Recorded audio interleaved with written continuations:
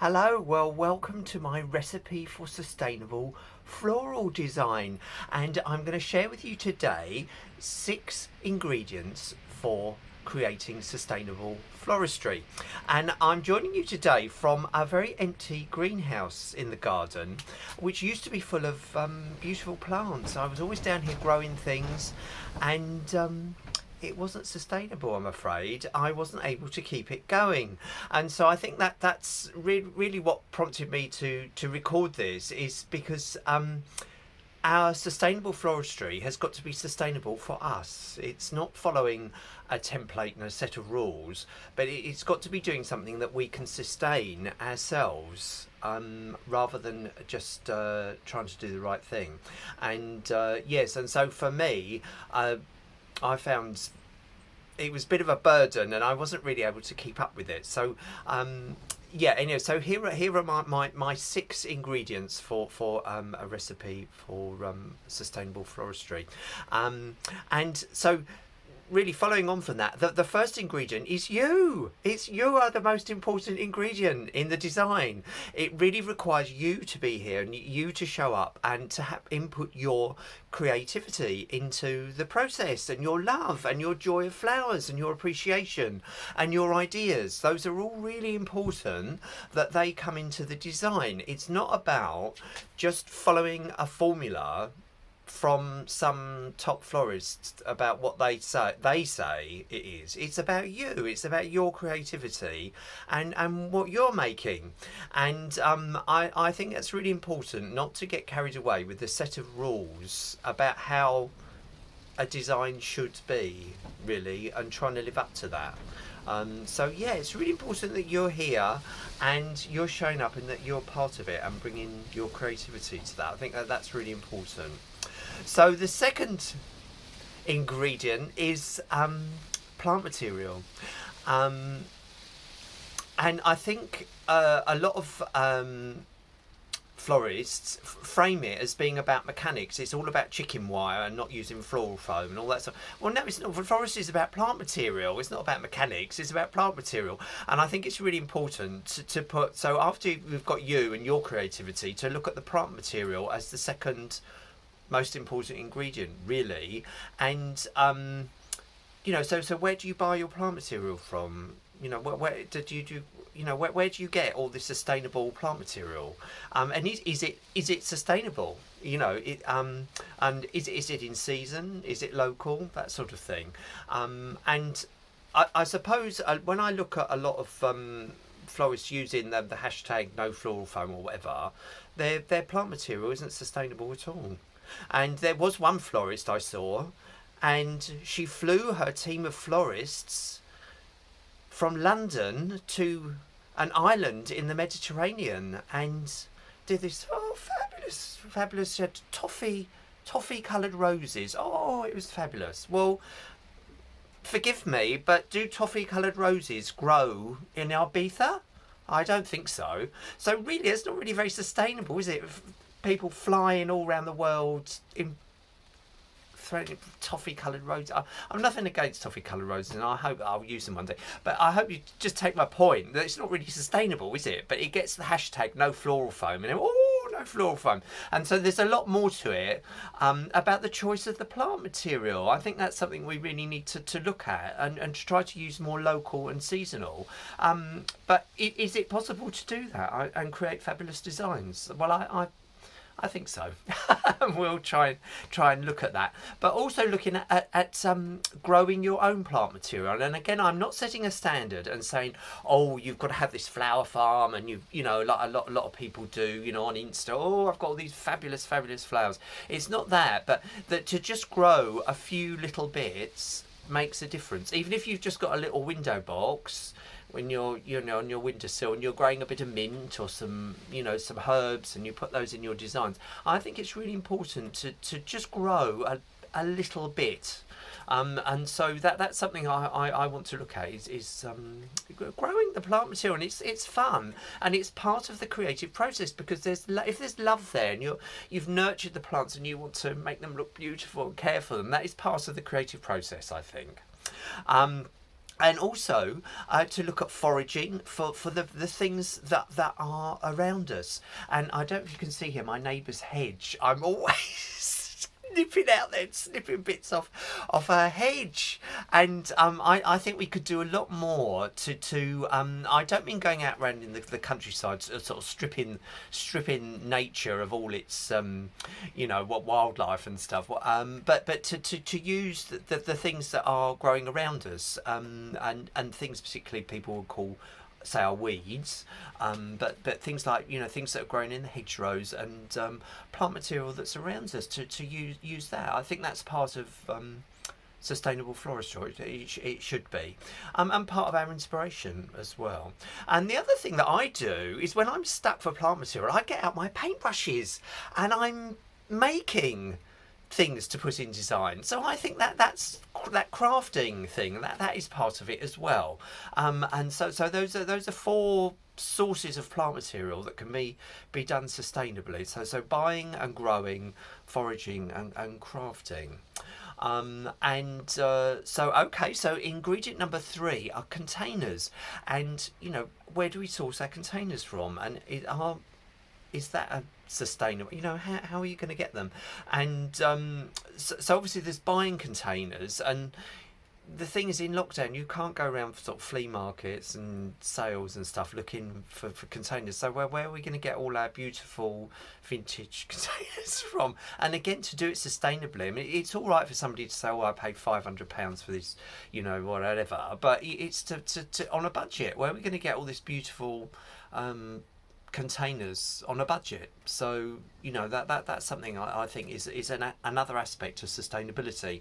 And for me, I like to repurpose containers that I've got around me. So I think that's another skill, is how you take a rusty bucket or something, and you incorporate it into your floral designs. And also making your own containers, that's another sort of strain, is how you would make containers. And it's not all just sort of chicken wire and moss, but getting out a saw and some nails or whatever, but some sort of creative ideas about how you make containers. I think that's part of it as well.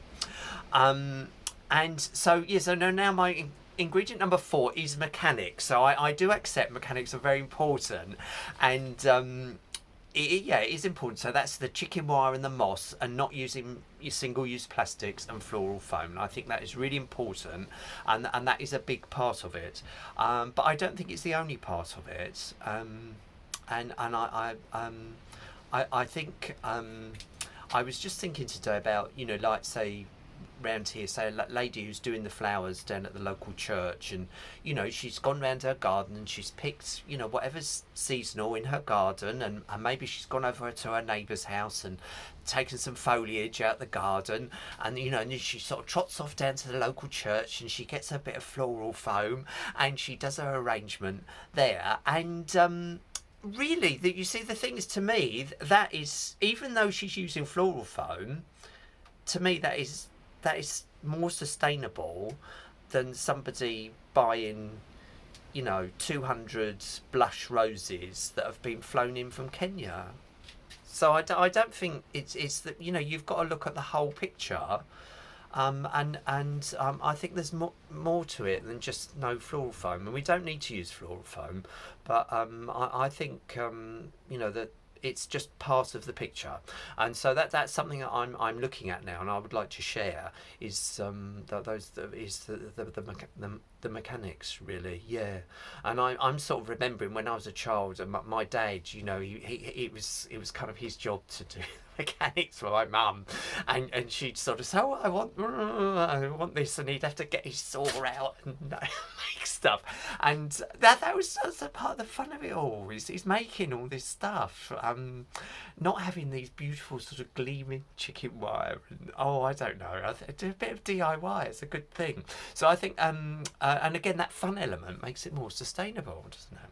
So so mechanics. So ingredient number 5 is the design process and finding our inspiration, because I think a lot of floristry is quite repetitive, that people go on courses and they're given a sort of a recipe, a formula. This is how you do the design, and they just repeat the same thing. They just keep repeating the same idea over and over again. I'm not saying all florists do it, but that some do. That it becomes quite repetitive, and I noticed that in my own designs. And when I was training, my teacher said you must never ever repeat a design. She said everyone has got to be original, and yeah, and so in terms of the sustainability, so you can keep repeating, but eventually it sort of runs out of steam, and so it's not sustainable to keep repeating things. You've got to come up with something fresh and new and unique every time. And I was just sort of in the floristry trade, a lot of it is very repetitive, and I think to do something unique and original and look at our own source of creativity is within us is really important. And also in terms of the mechanics, it's about coming up with solutions to problems. Again, not just having a formula. Oh well, this is how you do a foam-free floral arch and just sort of copy it all the time. You've got to have that thing where you can look at a situation and come up with a solution, a creative solution to the problem, a design solution to the problem. So I think that is part of sustainable floristry. And finally, ingredient number 6 is recycling. And I'm a big compost fanatic. I love compost. I think it's beautiful. You pull out a compost heap and it's all full of worms and all different colours and fungi and all beetles running. I think compost is fantastic.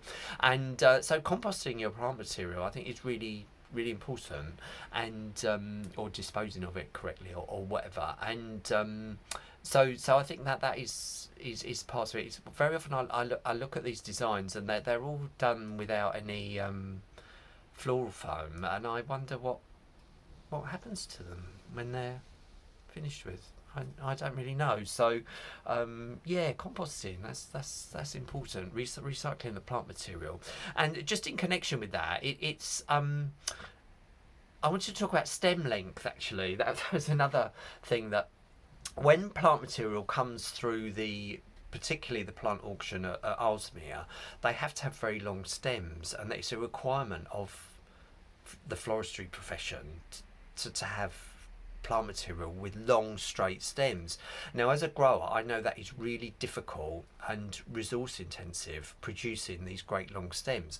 And I've been on floristry projects where I've just snipped flower heads off because I don't need the stems, or you don't need long stems. So it's very wasteful using this plant material with long stems. So I think, that and straight stems as well, that a lot of plant material is wasted because the stems aren't long enough, or because they're crooked and they can't be accommodated within the production process. So I think that is part of the.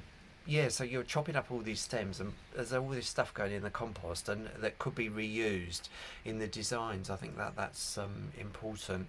And so, and also in connection with that, nature conservation is actually growing stuff for cutting, but that will benefit nature conservation.